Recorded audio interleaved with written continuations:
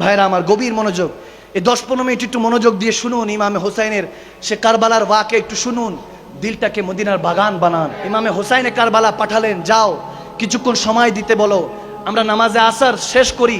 এদিক দিয়ে হলো নামাজে আসর শেষ করে ইসলাম জিন্দা করতে হবে, ওদিক দিয়ে এজিদিরা চিন্তা করছে ইমামে হোসাইনকে কাতাল করে শহীদ করে তারপর নামাজে আসর পড়বে। তো নামাজি ওই দিনও 2 দল ছিল, নামাজি ওই দিনও ছিল, কিন্তু 2 দল ছিল। কেউ নামাজ পড়ছিলেন ইসলামকে বাঁচাবার জন্য, দ্বীনে মুহাম্মাদীকে বাঁচাবার জন্য, কেউ নামাজ পড়তে চেয়েছেন জাহান্নামী হওয়ার জন্য, ঠিক কিনা? ইমামে হুসাইন যাদেরকে পাঠালেন তাদেরকে নির্মমভাবে শহীদ করলেন। ওই নামাজি অবস্থায় ইমামে হুসাইনের গলার মধ্যে যখন ছুরি চালানো হচ্ছে, ছুরি তো চলে না, ছুরি চলে না।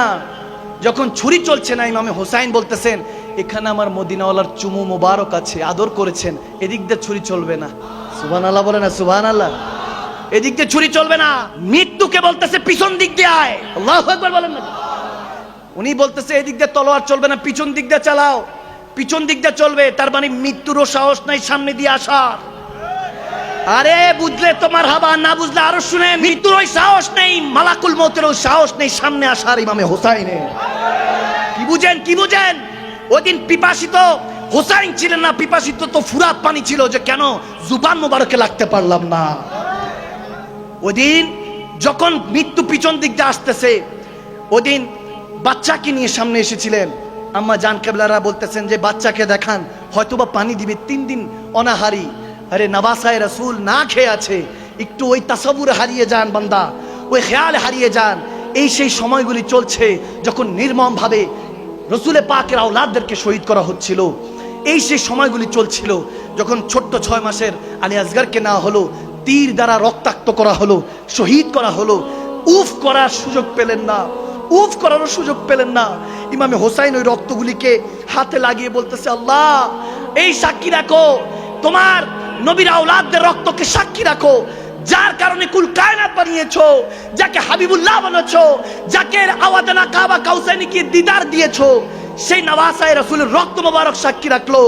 উম্মতে মুস্তাফাকে মাফ করে দিও আল্লাহ। তিনি সেদিন এই হাতে রক্ত নিয়ে, আলী আসগরের রক্ত মোবারক নিয়ে আল্লাহকে দেখিয়েছেন, আল্লাহ ক্ষমা করে দিও। যখন এভাবে বলছেন, ইমামে হোসাইন শাহাদাতে জাম পান করলেন। হাদিসে এরকম এসেছে, আব্দুল হক মুহাদ্দিস দেহলভী রাদিয়াল্লাহু তাআলা আলাইহি রাহমার বড় সাহেবজাদা এটা বর্ণনা করেছেন।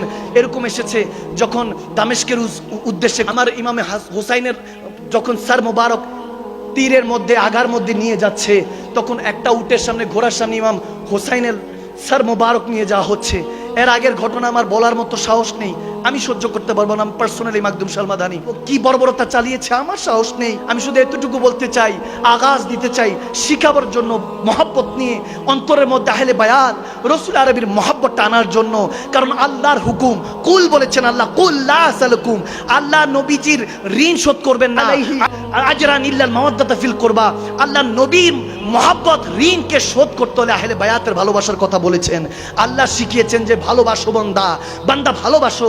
ওই কথাই বলছি, যখন তীরে করে নিয়ে যাচ্ছেন আমার হোসাইনে কারবালার, যখন স্যার মোবারক নিয়ে যাচ্ছেন, ওখানে মধ্যে মা জায়নাব, সৈয়দা জায়নাব ছিলেন, আমার খাতুনে জান্নাতের সাহেবজাদি, আমার রসুল আরবের শাহজাদি। ওখানে একজন শাহজাদা শুধু বেঁচে গিয়েছিলেন, ইমাম জাইনুল আবেদিন। তিনি বলতেছেন যে আম্মা জান দেখেন তো সবাই ঠিক আছে কিনা, যারা রসুলের আরবির যারা বংশধররা গিয়েছিলেন তারা কে আছে কিনা। তখন সৈয়দা জায়নাব তিনি বলতেছেন অমুককে ডাকছেন, সবাই লাব্বাইক বলছে, আছি, হাজিরা দিচ্ছে, বলছে লাব্বাইক আছি। এরকম বলতে বলতে একটা পর্যায়ে দেখতেছে মা সাকিনাকে পাওয়া যাচ্ছে না, সাকিনা কোথায়, সাকিনা কোথায়, ডাকছে, দেখে যে মা সাকিনার কোনো আওয়াজ নাই, লাব্বাইক বলছে না। বুঝতে পারলেন তিনি হয়তোবা এই কাফেলা থেকে গুম হয়ে গিয়েছেন, হারিয়ে গিয়েছেন। তখন সৈয়দা জায়নাব বলতেছে, কাফেলা থামাও, থামাও, আমাদের সাকিনাকে পাওয়া যাচ্ছে না। ও তারপরে নামিয়ে দূরে চলে গিয়েছেন। এর মধ্যে ঘটনা এরকম এসেছে যে মা সাকিনার সামনে ইমামে হুসাইনের স্যার মোবারক ছিল, যেই মা সাকিনা ইমাম হুসাইনের বুক মোবারকে মাথাটা লাগিয়ে ঘুমাতেন, ইমাম হুসাইনের বুকে ঘুমাতেন, নয়তোবা ঘুমাতে পারতেন না। সেই সাকিনার সামনে যখন বাবার লাশ, বাবার শিষ্যার মোবারক সহ্য করতে পারছে না, লাফায় উঠছে, কান্না করে উঠছে। একজন ওই ইয়াজিদি বদবখত সে মা সাকিনাকে বকা দিচ্ছে, এ থামো, বাচ্চা মানুষ তো থামো বলে থামাই দিচ্ছে। একটা পর্যায়ে ধমক দেওয়ার সাথে পড়ে গিয়েছে, পিছনে পড়ে গিয়েছে, কাফেলা তো সামনে চলে গেল, এরপরে তার কোনো খবর নাই। তখন থামালেন সাইয়েদানা জায়নাব দাঁড়িয়ে, তারপর খুঁজতে খুঁজতে যখন বুঝলেন এখানে নেই, দৌড়ায় পিছনে গেলেন, গিয়ে দেখতেছেন একজন খাতুন পর্দানিশ, অনেক সুন্দর করে পর্দানিশীন তিনি খাতুন ওই মা সাকিনাকে কোলে নিয়ে বসে আছে।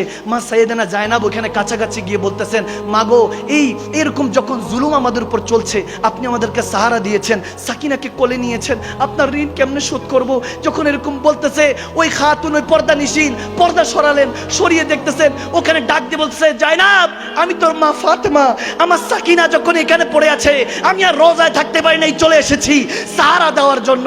এভাবে কারবালার ঘটনাগুলি যদি শুনেন, যখন কাফেলা চলে গেল, কুফাতে গেল, ওই ইয়াজিদ বদবখত যখন সে বলল, তার দরবারে হাজিরা দিল, সে বলল আজকে দামেস্কের শহরে বেঁধে রাখো, কয়েদিদেরকে বেঁধে রাখো, তাকে আজকে হাজিরা করো না। তারা আজকে রাতের বেলায় তারা হলো বাগী, তারা হলো কয়েদি, যারা ভেগে গিয়েছে, যারা রাজা বাদশার সাথে যারা গাদ্দারি করে তাদেরকে বাগী বলা হতো, নাউজুবিল্লাহ। তাই আহলে বায়াত তাদেরকে বাগী বলে সম্বোধন করা হয়েছে, যে তারা যাদের সর্দার, যারা সুলতান ছিল, ওই বাগীদের নাউজুবিল্লাহ তাদেরকে শহীদ করে দেওয়া হয়েছে, কতল করে দেওয়া হয়েছে।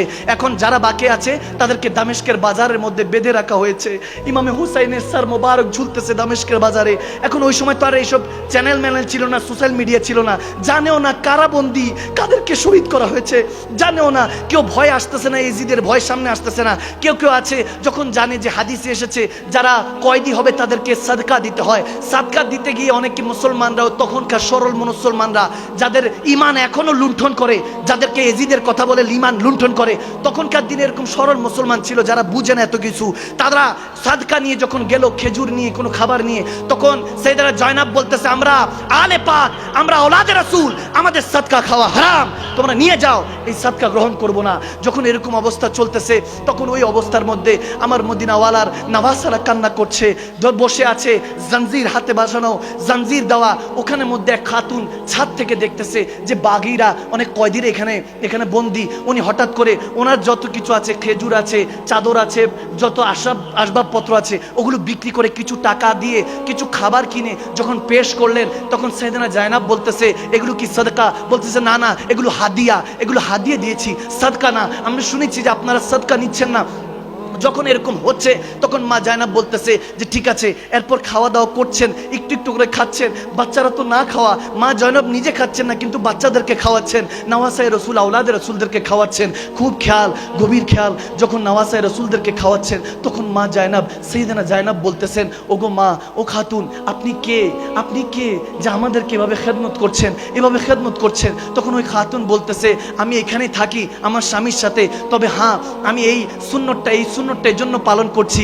আমি এক সময় মা ফাতেমাতুজ জাহরা খাতুনে জান্নাতের খাদেমা ছিলাম, আমি ইহুদি ছিলাম, খাতুনে জান্নাতের হাতে বায়াত হয়ে মুসলমান হয়েছি। তখন খাতুনে জান্নাত আমাকে লালন পালন করত। আমি ইমামে হোসাইনকে, মা জয়নবকে আদর করতাম। তখন তারা ছোট, তখন আমার মা জয়নব কিছু বলে না, চুপ করে কাঁদছে, শুনতেছে ওই কথা।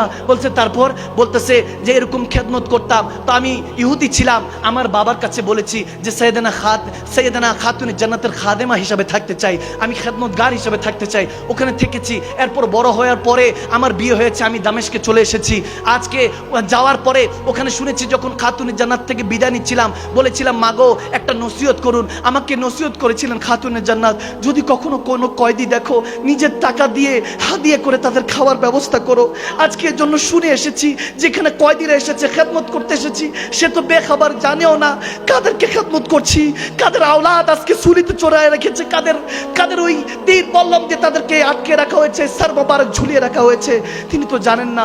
তিনি এরকম বলার পরে সেই মা জায়নাব, সাইয়েদানা জায়নাব বলতেছে, তুমি কি কিছু চাও? কোনো দোয়া যদি চাও, আমরা তো কায়দি, আমরা দোয়া করব। তখন বলতেছে, একটাই দোয়া চাই, জীবনে মৃত্যুর আগে ইমামে হুসাইনকে একবার দেখতে চাই, মা জয়নবকে একবার দেখতে চাই। তখন সাইয়েদানা জায়নাব পর্দাটা সরিয়ে বলতেছে, দেখে নাও এগো মা, আমি সেই জয়নব। আর ওই যে চুলির মধ্যে যার সার মোবারক দেখা যাচ্ছে ওখানে হোসাইন, এই সে হোসাইন।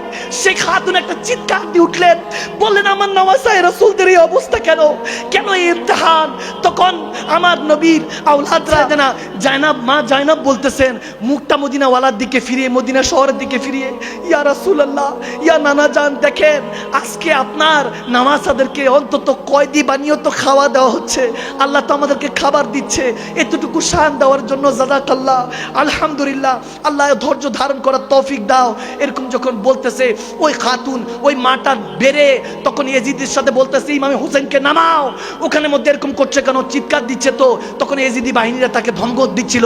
এখন দেখতেছে হাদিসের এই জায়গায় এসেছে এক ঈসাই ইমামে হোসেনের দিকে তাকিয়ে আছে। যখন ওই খাতুন চিল্লাচিল্লি করতেছিলেন, সে এসে বলতেছে এটা কার সার মোবারক, আমি তো ঈসাই, কিন্তু এটা কার সার মোবারক, এত নুরানি কেন, মনে হচ্ছে জুবান দিয়ে কিছু একটা বলতেছে। যখন এরকম বলতেছে ওই মা বলতেছে যে আরে এই যে যাদেরকে আটকে রেখেছে এরা হলো নওয়াসায়ে রাসূল, রাসূলের যে কালমা পড়ে মুসলমান হয়েছি তাদের নওয়াসা, তাদের আওলাদ।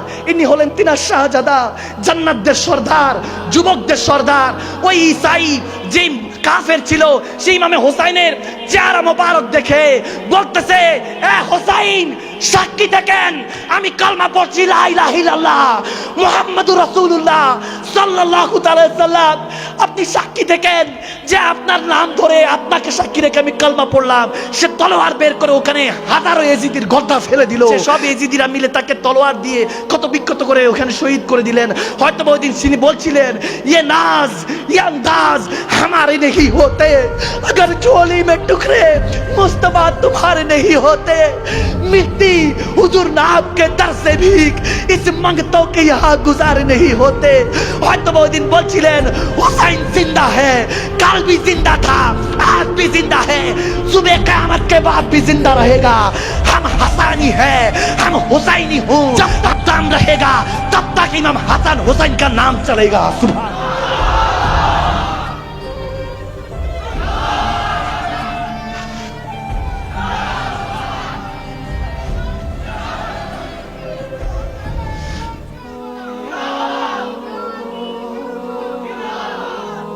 ये वह वक्त गुजर रहा है जब काफिलाए नवासाए रसूल पर तलवार चलाया गया था।